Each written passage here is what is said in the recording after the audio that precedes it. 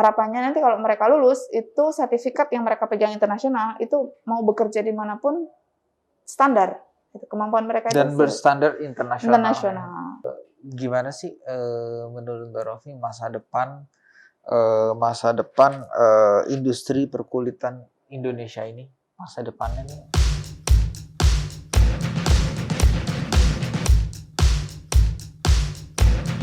Terus saya ada pertanyaan nih Mbak ya. Okay. Jadi tadi kan kita udah keliling ya, fasilitas-fasilitas apa gitu loh. Terus yang mau saya tanya, saya tertarik tadi program yang DTPK ya.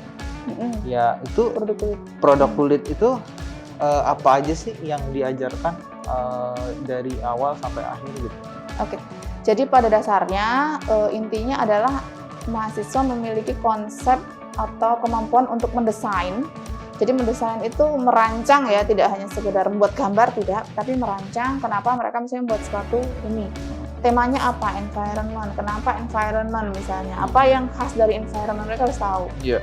Kemudian bagaimana suatu produk itu bisa laku, karena sepatu itu beda dengan lukisan. Kalau lukisan mereka ekspresi artisnya, membuat seni dipajang, terserah orang suka-suka nggak, itu aspek. Kalau sepatu kan tidak. Yeah. Jadi mereka harus tahu aspek-aspek desain itu apa sih, gitu kan? Apalagi itu produk. Produk berarti harus mereka tahu, oh ini kenyamanan pakainya seperti apa. Oh ini yang disukai konsumen seperti apa. Yeah. Jadi mereka harus tahu sampai di situ. Kemudian mereka harus bisa bikin pola. Jadi merealisasikan dari ide desain itu menjadi nanti jembatan antara desain ke produk. Itu kan dibuat pola. Oke. Nah, pola ini juga mereka harus bisa tahu ketika sepatu mereka buat atau ukuran tas ya, atau tas itu kan misalnya sepatu itu ukurannya biasanya dari 38 sampai 42 misalnya kalau cewek. Nah, 38 itu kalau sampai 42 apakah setiap ukurannya harus bikin pola ataukah mereka bisa hanya membuat satu kemudian kalau kita bilang di grading. Jadi sebenarnya hanya satu masuk pola, kemudian nanti yang ukuran yang lainnya hanya di grading saja. Nah, itu juga menghemat waktu. Oke. Kenapa? Karena di perusahaan ini juga merupakan satu kompetensi khusus ya. Kompetensi khusus. Rata-rata mahasiswa kami juga masuknya di R&D, Research and Development kalau di perusahaan. Iya, betul. Jadi kami tidak menjadi operator. Jadi yang lulus dari ATK itu masuknya di middle manager, supervisor, designer, kemudian di R&D. Iya. Karena di sini kan mereka udah langsung diajarin dari teknik pembuatan pola sampai juga teknologi, produk-produk permesinannya harus juga, tahu. gitu. Nah, jadi ketika mereka buat desain itu kebayang, oh kira-kira nanti kesulitannya apa ini di teknis. Oh, hindernya apa? Mereka harus tahu. Terus gini, di ATK ini ada nggak sih kerjasama dengan institusi internasional gitu loh? Kayak misalnya dari negara mana ya? Let's say kulit itu kan yang kita tahu yang terbaik itu Italia, Perancis gitu. Ada nggak sih? Kita ada dari kerjasama dengan beberapa lembaga terkait dan itu karena kita sektoral ya, sektor. Ini ya. Tidak bisa semua, tidak seperti kampus besar yang dia punya faktor. Sektornya kan teknologi kulit, teknologi sepatu. Nah, kita cari yang Sombak Italia ini ya. Itu kami pernah fasilitasi untuk pameran internasional, kemudian juga pelatihan internasional. Kemudian juga dengan IHSE Jerman itu dia International Shoe Competence Center. Jadi benar-benar tentang sepatu. Kemudian juga saat ini kami sedang kerjasama dengan CSI, Consulting Service International. Kami baru mendesain kerjasama luar negeri terkait satu penguatan institusi. Jadi akreditasi kami masih B, mau dinaikkan ke A. Kemudian untuk sertifikasi Human Resources, jadi anak-anak kami selama ini kalau lulus masih tersertifikasi nasional untuk KKNI, uji kompetensi, mereka tersertifikasi nasional. Kemudian kita mau ke sertifikasi internasional. Jadi harapannya nanti kami sudah kurikulum sudah adjust, perangkat sudah adjust. Harapannya nanti kalau mereka lulus itu sertifikat yang mereka pegang internasional itu mau bekerja dimanapun standar kemampuan mereka dan itu berstandar internasional. Dan itu kita kerjasamanya dengan Belanda. Jadi bisa nggak saya bilang kalau misalnya nantinya industri nasional ya, terutama di bidang kulit ini bersaing di internasional? Oh, sangat bisa sekali. Sangat bisa ya. Ya, karena saat ini justru ada shift. Tadinya Indonesia sempat secara industri sepatu itu sempat menurun, tetapi akhir-akhir ini 1-2 tahun terakhir ini naik lagi karena investor balik lagi ke Indonesia, gitu kan. Dan setahu saya brand yang brand internasional yang made in Indonesia itu masih kelasnya di atas daripada yang made in dari negara-negara lain di Asia Timur, misalnya itu di Asia Pasifik. Itu masih gengsinya masih lebih tinggi. Betul. Dan ini growing sangat-sangat signifikan dengan betul. Adanya banyak perusahaan yang sekarang berdiri di Jepara, di Brebes, di Temanggung, kemudian di Salatiga dengan jumlah karyawan yang sekitar 15.000 sampai dengan 20.000 per perusahaan.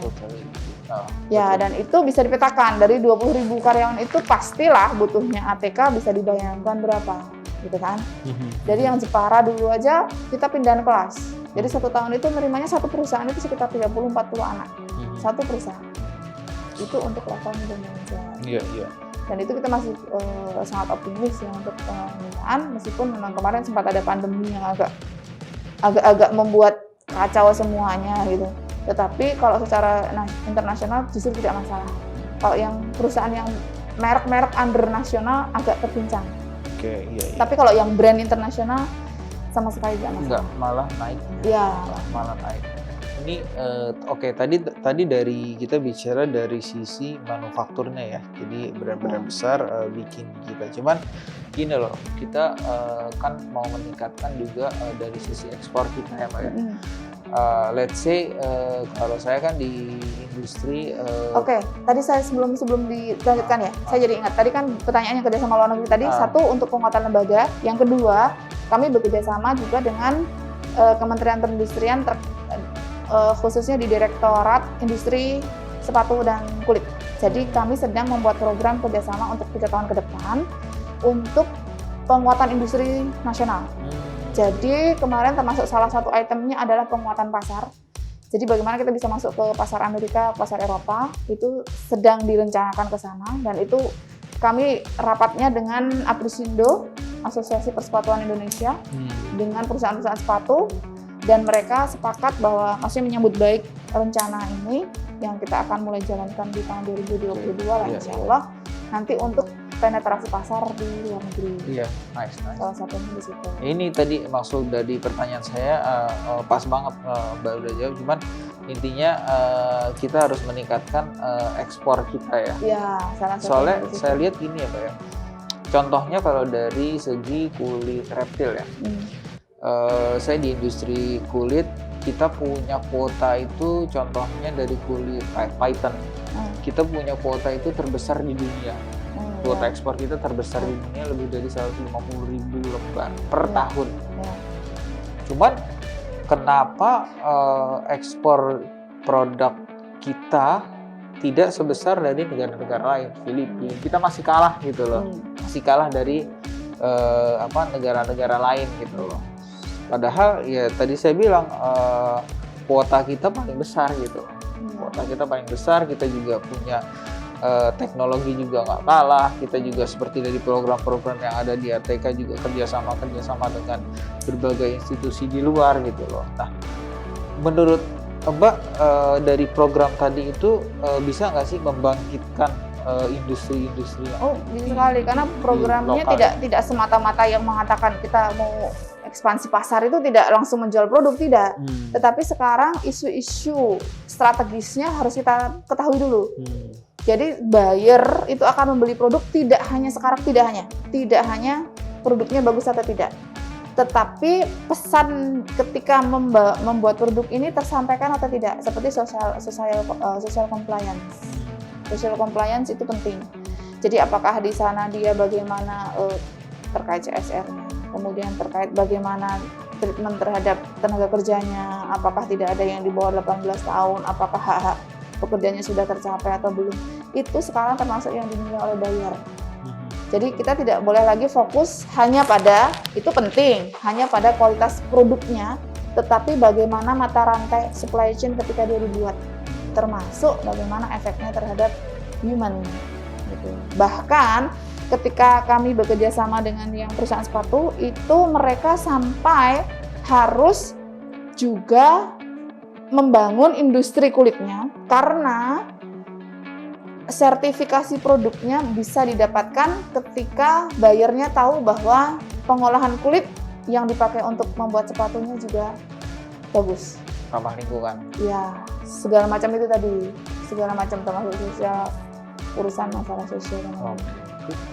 Ini mungkin pertanyaan terakhir, Mbak. Oke. Gimana sih menurut Mbak Rofi masa depan industri perkulitan Indonesia ini, masa depannya? Sebenarnya sejauh orang masih pakai sepatu, orang masih pakai tas, kita masih optimis ya. Ini kan Masih produk optimis. pakai, ya produk pakai yang di situ mode juga pengaruh. Mode itu kan tidak kita pakai piring di rumah sih nggak pakai mode ya. Iya, Sebelum iya, pecah kita masih pakai. iya, Tapi iya. kalau produk yang kita itu ada kaitannya dengan mode, pasti apalagi nyasar ke wanita misalnya, ada sisi konsumerismenya, itu insya Allah masih bisa. Masih sangat optimis. Masih sangat optimis. Iya, Ya? masih sangat optimis. Apa sih primadonanya dari produk kulit yang ada di Indonesia ini apa? Apakah kulit sapi atau kulit apa yang paling bagus lah istilahnya? Kalau dari Indonesia Di ya Indonesia. tetap sapi masih sebenarnya masih main ya, masih banyak, masih bagus juga. Tergantung bagaimana desain, tinggal membangun brand itu yang Yes, yang itu mungkin yang- lebih berat karena betul. seperti kita tahu kalau cuma harga produksi itu berapa persen sih? Iya.